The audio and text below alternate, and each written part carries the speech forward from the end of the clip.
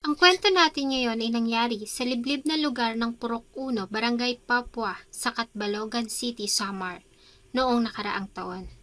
Isang pangyayari na gumulat sa mga residente sa lugar nang matagpuan ang wala ng buhay na katawan na mag-iina, tadtad ng saksak at kapwa laslas ang leeg ng mga biktima. Isa sa mga naging palaisipan sa mga investigador ay ang pagkakakilanlan ng salarin. At ano ang nagtulak dito para paslangin ang mga biktima, kabilang na ang walang kamuang-muang na mga musmos na sila Edison Candice, 5 buwan at 3 taong gulang na si Andrea. Bago ko po ipagpatuloy ang ating kwento, sa mga bago po sa channel ko at nais sa mga ganitong klase ng kwento ng krimen na nangyayari sa loob at labas ng ating bansa ay maaari pong pakipindot ang ating subscribe button at notification bell para ma-notify kayo pag may mga bago tayong upload na videos. August 30, 2023, bago sumapit ang alas 7 ng gabi, ay nakatanggap ng report ang tanggapan ng kapulisan sa Catbalogan City, Samar. Tungkol sa wala ng buhay na katawan mag-iina na natagpuan sa kanilang tinitirhan sa Purok 1, Barangay Papua sa parehong bayan. Kasama ang team ng Soko at ilang kapulisan ay agad silang nagtungo sa lugar. Dito nga ay dinatnan nila ang mga nagkakagulong tao na nakikiusyoso sa pangyayari. Sa crime scene ay dinatnan nila ang wala ng buhay na katawan na mag-iina, kapwa naliligo sa kanilang sariling dugo. Ang mga biktima ay kinilalang ang 26 years old na si Rhea Orio, ang anak nitong babae na si Andrea, 3 years old, at ang bunsong si Edison Candice na 5 buwan lamang. Si Rhea Orio ay pinanganak noong May 15, 1997. Ang kanilang pamilya ay napipilang sa mahihirap nating mga kababayan sa Catbalogan City, Samar. Ang pangunahing pinagkukunan nila ng ikinabubuhay ay ang pagbabantay sa taniman ng niyog at pamamasada ng ama ng pedicab. Ang kanyang kapatid na lalaki naman ay mangingisda. Dahil sa kahirapan ay hindi na nagawang makapag-aral ni Rhea at sa murang edad na 16 ay maaga itong naging ina. Siyang naging dahilan sa maaga nitong pag-aasawa. Kahit nga wala pa sa tamang edad para sa pag-aasawa, ay nagsama na sila ng kinakasama noon na si Andrea Casilbas. Ang kanilang pagmamahalan ay nagbunga ng 3 mga anak. Sa paglalarawan ni Andrea sa dating asawa ay mapait ito at maalaga. Sa loob ng 10 taon nilang pagsasama ay wala silang naging problemang mag-asawa, maliban na lamang sa labis na pagkasilosa nito, na siyang naging dahilan ng kanilang tuluyan ng pagkakalayo noong May 2022. Isang taon makalipas na isilang ni Rhea ang kanilang bunsong anak na babae. Ang panganay na anak nila ay naiwan kay Andrea at ang dalawa naman ay sinama ni Rhea na umuwi sa kanila sa Barangay Papua, Catbalogan City, Samar. Mula na maghiwalay sila ay tuluyan ang naputol ang komunikasyon ng dalawa at nagdesisyon na lamang sila na magsimula ng kani-kanilang buhay. Nabalitaan na lamang ni Andrea na may kinakasama na si Rhea at buntis na ito makalipas lamang ang ilang buwan nilang paghihiwalay. Nang maghiwalay sila ni Andrea ay nakilala ni Rhea ang pangalawang asawa sa katauhan ni Edito Candice, isang pedicab driver sa kanilang lugar. Si Edito Candice ay pinanganak noong February 21, 1980. Una na itong nagkaroon ng asawa subalit namatay ito sanhi ng malubhang karamdaman. Si Edito Candice ay matagal nang kilala ng pamilya ni Rhea dahil sa nakakasama ito ng kanyang ama noon sa pamamasada ng pedicab at may mga pagkakataon na pumupunta ito sa kanilang bahay at nakikipag-inuman sa ama. Nang pumanaw ang kanyang ama noong 2021, ay si Edito Candice na ang pumalit na caretaker sa taniman ng niyog na dating binabantayan ng pamilya ni Rhea. Dito naman nito nakilala si Rhea Orio. Mabilis na nahulog ang loob ni Rhea kay Edito dahil sa pinakita nitong kabaitan lalo na sa kanyang 2 anak. Kaya naman dinagtagal ay nagdesisyon ng dalawa na magsama sa iisang bubong kasama ang 2 niyang anak. Sila ay nanirahan sa Purok 1, Barangay Papua. Nanirahan sila sa taniman ng niyog na dati nang binabantayan ng kanyang ama. Malayo ang lugar sa bayan at nasa kabundukan, malayo sa kanyang mga magulang. Malawak ang taniman ng niyog at wala ding kuryente sa lugar. June 2022, ay nabuntis si Rhea sa bunsong anak na isinilang niya noong March 2023 at pinangalan ng Edison Candice. Bagamat mahirap ang buhay sa bundok, ay nagawa namang po ni Edito ang pangangailangan ng pamilya. Maliban sa pangangalaga sa Newgan, ay namamasada ito ng pedicab sa kabayanan. Umaalis ito ng maaga pa sa kanilang bahay para bumaba sa bayan sakay ng mga pampasaherong habal-habal. Pagdating sa bayan ay namamasada ito ng pedicab maghapon at uuwi naman pagsapit ng alas 5 ng hapon. Sa unang salaysay ni Edito Candice noong August 30, 2023 ng umaga, ay maaga siyang nagising at bumaba sa bayan para mamasada. Iniwan niya ang kanyang mag-iina sa bahay. Pagsapit ng alas 5 ng hapon ay ginarahin na niya ang pedicab at bago umuwi sa kanilang bahay, ay bumili muna siya ng diaper, bigas, gas at tinapay na pasalubong sa mga bata. Ayon kay Edito, ay excited siya na umuwi dahil sa namimiss na niya ang kanyang mag-iina, lalo na nga ang kanyang bunso na si Edison. Subalit pagdating sa kanilang bahay, ay ganoon na lamang ang kanyang pagkagulat dahil sa dinatnan niya mag-iina sa kalunos-lunos na kalagayan. Una niyang nakita si Rhea, yakap-yakap pa nito ang bunsong anak. Sa di kalayuan naman ay ang 3 taong si Andrea. Lahat sila ay naliligo sa dugo, sanhi ng malalaking sugat na tinamo sa iba't ibang parte ng kanilang mga katawan. Ayon kay Edito, ay agad siyang nagtungo sa bahay ng kanilang kapitan para humingi ng tulong. Nang mga oras na iyon ay nasa kabayanan si Captain Zosimo Basal Jr. na siyang agad namang tumawag ng mga pulis. Pagdating ng mga pulis sa crime scene ay dinatnan na nila doon si Edito Candice. Sa kanyang pahayag sa mga pulis ay malakas umano ang kanyang paniniwala na ang gumawa nito sa kanyang mag-iina ay magnanakaw. Maliban kasi sa natagpo ang wala ng buhay ng mga biktima, ayon sa kanya ay magulo din ang loob ng bahay at napansin niya ang wallet ng asawa na nakakalat sa sahig at wala ng lamang pera.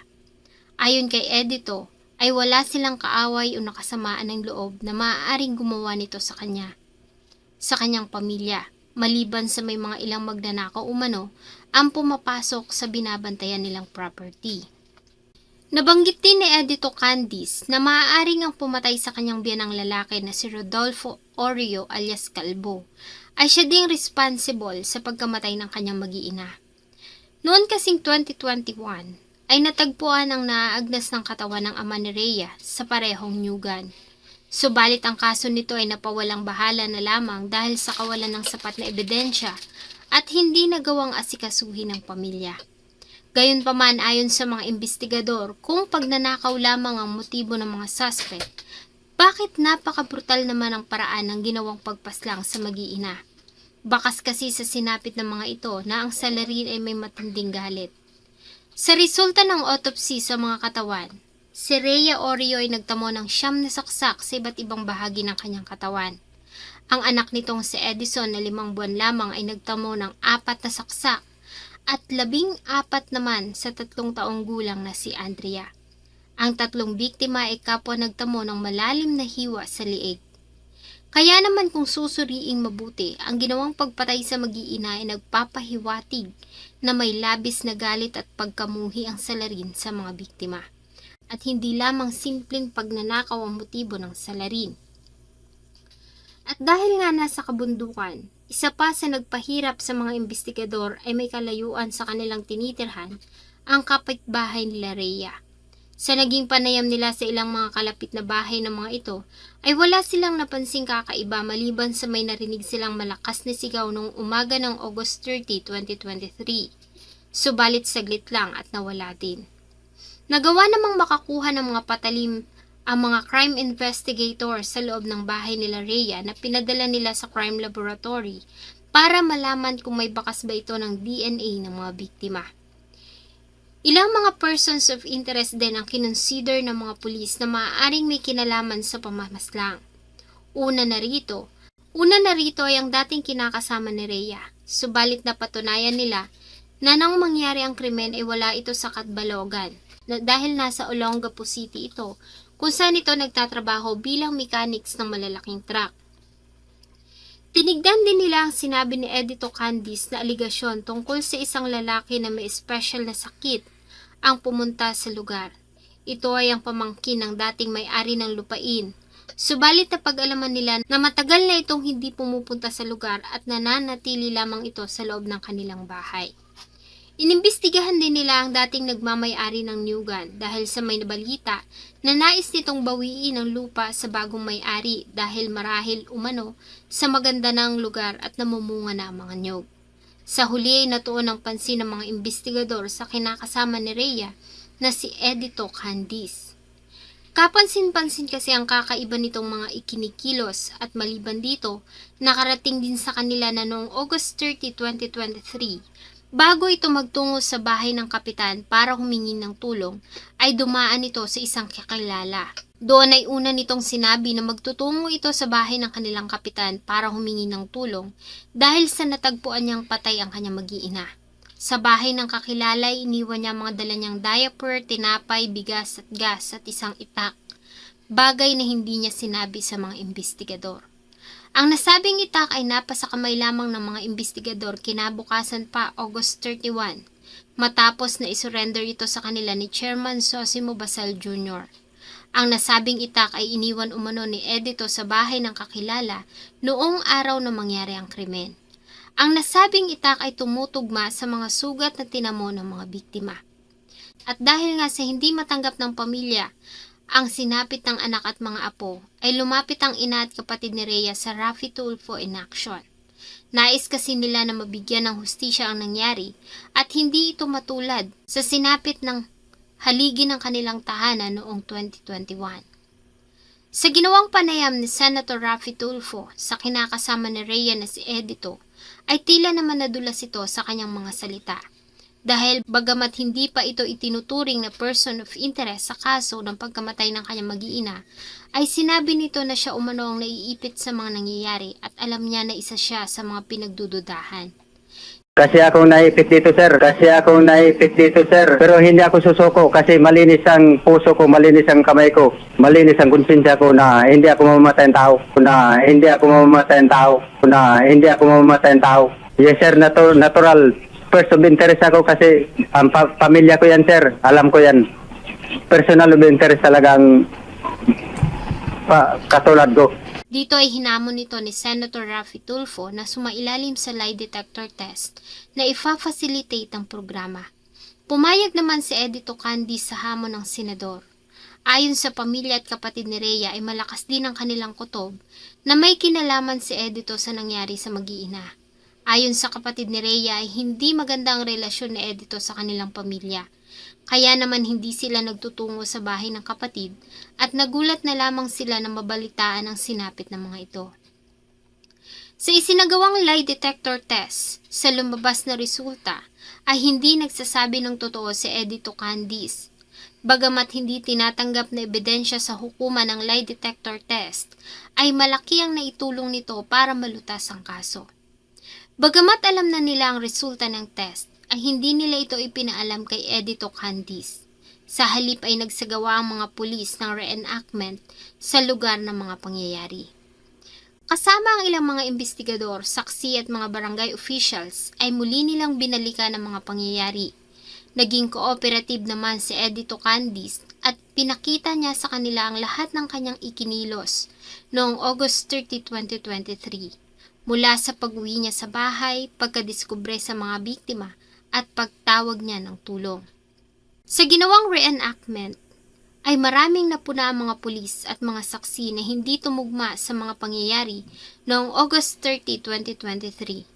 Isang halimbawa ay ang ginawa nitong pagpasok mula sa likurang bahagi ng bahay. Gayong ayon sa kanyang unang pahayag ay una niyang nakita ang wala ng buhay niyang mag-ina na nasa harapan ng bahay bago pa man siya makapasok sa loob. Katakataka din na sa reenactment ay sinabi niya na humagulgol siya ng iyak nang makita ang mag-iina. Gayong ayon sa mga nakasaksi ay wala itong pinakitang emosyon noong araw na matagpuan niya mag-iina. Sa reenactment ay tumatakbo siya para tumawag ng tulong, subalit sa aktwal na pangyayari ayon sa mga nakasaksi ay normal lamang ito na naglalakad. Makalipas pa ang ilang araw, bagamat wala pang sapat na ebidensya na magdidiin kay Edito Candice, ay nagulat ang lahat dahil kusang loob itong sumuko at umamin sa kanyang ginawang pagpatay sa mag-iina. Ayon kay Edito, ay hindi na kaya ng kanyang konsensya, kaya naman ay kusang loob na siyang sumuko. Sa kanyang pagsuko sa harap ng media, ay sinalaysay ni Edito Candiz ang buong pangyayari. Ayon sa kanya, ay 6 na araw bago ang krimen noong August 24, 2023, ay nagkaroon sila ng pagtatalong mag-asawa. Pag-uwi niya galing sa pamamasada, ay napansin niya na wala sa bahay ang lalaking anak ni Rhea. Sinabi sa kanya nito na sinundo ng ina ng dating kinakasama dahil sa may activity ito na pupuntahan sa eskwelahan. Dito na nagalit si Edito, hindi kasi ito naniniwala na ang lola ng bata ang sumundo sa kanya, kundi ang ama nito. Pinaratangan niya ang asawa na may komunikasyon pa sa dating kinakasama. Mula ng araw na iyon na hindi na nagkaayos ang dalawa at patuloy ang kanilang naging pagtatalo. Sa bawat araw na dumadaan ayon kay Edito ay nabuo sa kanyang isip ang karumaldumal na plano. Hanggang sa tuluyan niya na nga itong gawin noong August 30, 2023 ng umaga. Ayon kay Edito Candiz ay nagkaroon silang muli ng pagtatalo hanggang sa mandilim ang kanyang paningin at kinuha niya ang itak na siyang ginamit niya sa pagpatay sa kanyang mag-iina. Pagkatapos ang ginawang pagpatay sa mag-iina ay pumunta siya sa sapa malapit sa kanilang bahay kung saan siya naligo. Umuwi siya ng bahay para magbihis at ginulo ang mga gamit sa loob para magmukhang ninakawan bago siya tuluyang bumaba sa bayan para mamasada ng pedicab. Bago umuwi ay bumili pa siya ng diaper, bigas, gas at tinapay na pasalubong sa kanyang mga anak bago siya umuwi. Sa kanyang pag-amin sa pagpatay sa mag-iina ay may karagdagang mga revelasyon pa si Edito na gumuluntang sa marami. Inamin din kasi nito sa harap ng media na siya rin ang responsible sa pagkamatay ng ama ni Rhea na si Rodolfo Orio alias Calvo noong 2021. Sa pahayag ni Edito Candiz ay nagiinuman sila ng tatay ni Rhea sa Nyuga noong gabi ng March 2021. Habang nagiinom ay nakarinig sila ng malakas na lagabog na tila ba may nalaglag na nyog sa isang bahagi ng property. Nagdesisyon ang dalawa na puntahan ang area kung saan nanggagaling ang tunog. Sa pahayag ni Edito Candiz ay nagiinuman sila ng tatay ni Rhea sa Nyuga noong gabi ng March 2021. Habang nagiinom ay nakarinig sila ng malakas na lagabog na tila ba may nalaglag na nyog sa isang bahagi ng property. Nagdesisyon ang dalawa na puntahan ang area kung saan nanggaling ang tunog sa pag-aakala na may makikitang tao doon. Dala ang mga itak kahit nga madilim ay pumunta sila sa lugar. Subalit wala silang dinatnang tao. Ayon kay Edito, habang naglalakad pabalik ay nasa unahan niya si Rodolfo Orio. At habang naglalakad ito ay bumubulong ito na papatayin niya ang kahit na sinong mahuli niyang nagnanakaw. Nang mga sandaling yon ang pagkakaintindi ni Edito Candiz ay siya ang tinutukoy nito. Kaya naman ay inundayan niya ito ng taga at saksak hanggang sa tuluyan na itong mawalan ng buhay. Ang katawan ng ama ni Rhea ay natagpuan makalipas pa ang 3 araw na nasa advanced decomposition na. Maliban sa kawalan ng sapat na ebidensya ay hindi nagawang asikasuhin ng pamilya ang kaso. Kaya naman lumipas ang 3 taon na walang nakuhang hustisya ang pamilya. Lingid sa kanilang kaalaman na ang pumatay pala dito ay ang taong minahal ng anak nilang si Rhea Orio. Labis-labis naman ang paghihinagpis ng pamilya ni Rhea nang malaman nila ang katotohanan. Sino ba naman kasi ang mag-aakala na ang taong pumatay sa kanilang mga mahal sa buhay ay nasa paligid lamang nila?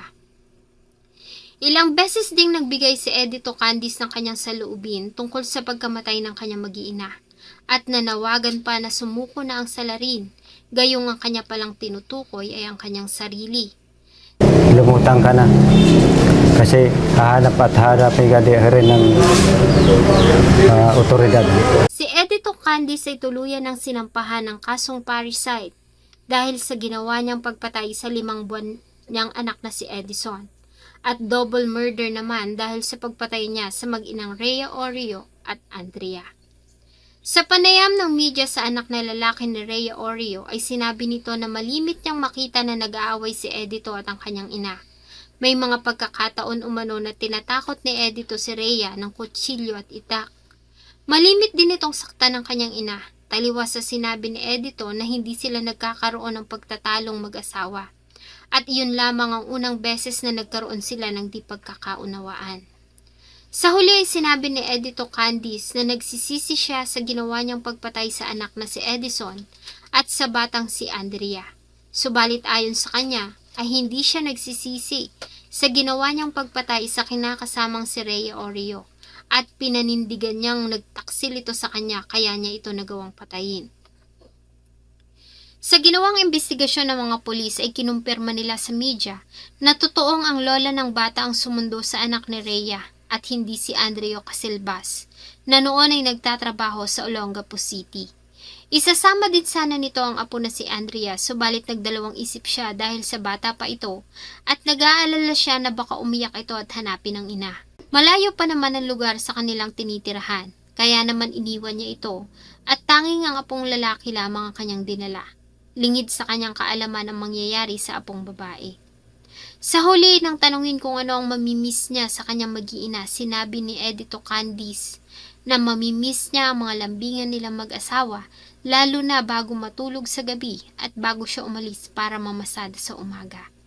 Sadyang napakasakit na naging kamatayan ng mag-iina lalo na nga ang dalawang batang sila Edison at Andrea. Sana po ay nagustuhan nyo ang isa na namang kwento na akin pong ibinahagi. Marami pong salamat sa inyong patuloy na pagtangkilik sa akin pong mga videos. Huwag nyo pong kalimutang mag-iwan ng inyong saloobin at suggestion sa atin pong comment section. Thank you so much po and see you on my next video.